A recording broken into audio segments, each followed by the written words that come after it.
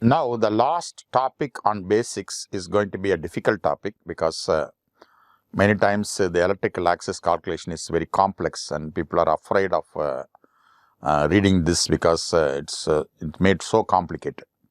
So, what we are trying to see in this electrical axis is to see how the electrical activity of the heart or the net cardiac vector we told you about resultant cardiac impulse, in which direction it is traveling.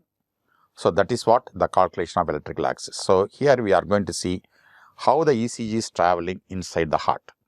So, first we see how the electrocardiographic impulses are traveling in the chest leads or in the ventricles. So, we are going to concentrate on the ventricle only today. In the electrical axis, we are going to see how the impulse is traveling inside the ventricle. So, first we see how the electrical impulses are traveling inside your ventricle and how that influences the ECG complexes in the chest leads. So, how they are traveling influences the complexes in chest leads. How the ECG is traveling inside your ventricles horizontally represents or the influences the type of ECG complex in the chest leads. So, now the first area after atrial depolarization which has happened, the first area to be activated in the heart is interventricular septum. So, the interventricular septum is activated from left to right by the left bundle. So, the left bundle activates the interventricular septum. So, atrial activation has produced the P wave, the AV node delay has happened, PR interval.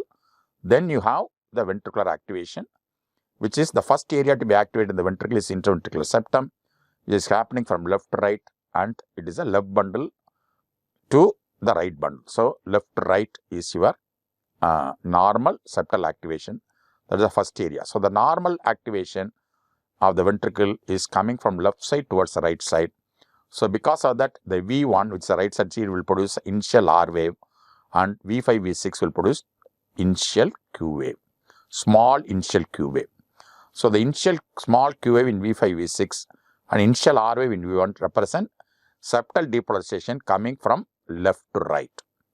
Then through the intact right bundle and through the intact left bundle, there is a simultaneous activation of right and left ventricle. But because of the dominance of the left ventricle, the net ventricular depolarization, as I told you in the first lecture, is likely to travel towards left. So, because of the larger muscle mass, will pull the resultant cardiac vector towards the left side. So, the net ventricular depolarization is going to travel to the left.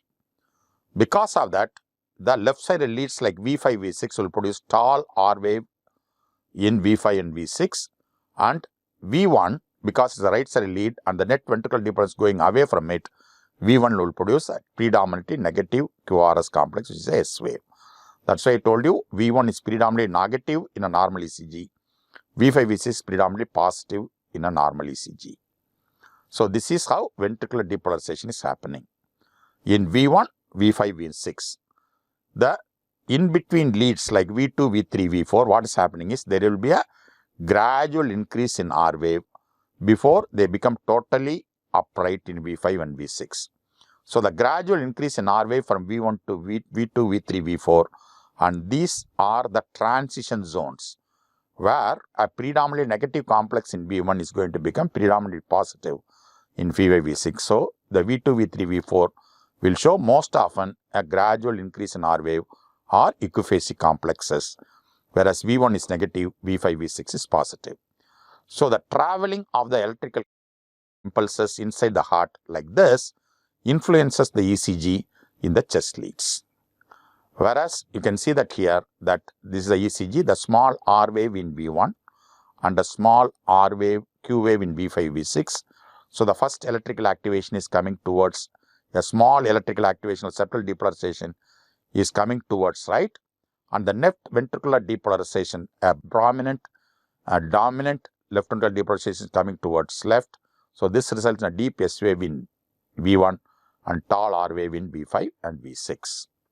So, this is how the normal ECG looks. That's why I told you in a normal, whenever I asked you about the ventricular depolarization direction, you must look at AVR and V1.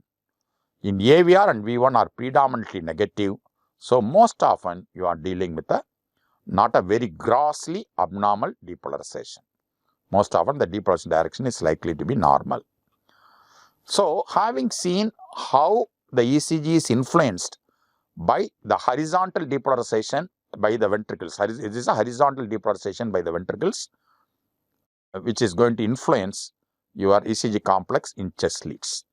Now, what is going to decide how my limb lead ECG complexes are going to look like? That is decided by the electrical axis. So, the electrical axis, what is happening to the resultant cardiac impulse which is traveling from right and superior region to left and inferior region, is how it is going to influence the limb leads QRS complex is going to be decided by in which direction my net cardiac impulse or the vector is traveling, and the calculation of that electrical vector is called electrical axis, calculation of electrical axis. So, this electrical axis will decide how my limb leads are going to show the QRS complex. So, that the configuration of QRS complex in the limb leads is going to be decided by my electrical axis.